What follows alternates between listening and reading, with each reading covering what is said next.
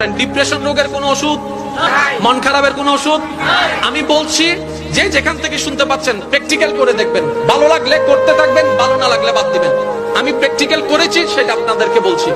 যখন আপনি দেখবেন আপনার মনে বেশি পাথর জমে আছে, আপনার দুঃখ কষ্ট বুঝার মতো কেউ নাই, আপনার চোখের পানির মূল্যায়ন দেওয়ার মতো কেউ নাই, আপনার দুঃখ কেউ বুঝছে না, আপনার কষ্ট কেউ বুঝতেছে না, আপনার আশে নেই পাশে নাই নাই নাই কেউ নাই, আপনি যখন খুব একা মনে হবে, আপনার দুনিয়ার কষ্ট যখন আপনাকে চেপে ধরবে, আপনি কিচ্ছু করবেন না, শুধু একটা কাজ করবেন, যাই নামাজটা পিছিয়ে ডাইরেক্ট সিজদায় চলে যান, ডাইরেক্ট সিজদায় চলে যান, কপালটাকে ঝুঁকাই দেন, নাকটাকে ঝুঁকাই দেন, হাতটাকে ঝুঁকাই দেন, নিজের অস্তিত্ব বিলীন করে দেন, চোখটা বন্ধ করে সিজদার মধ্যে চলে যান।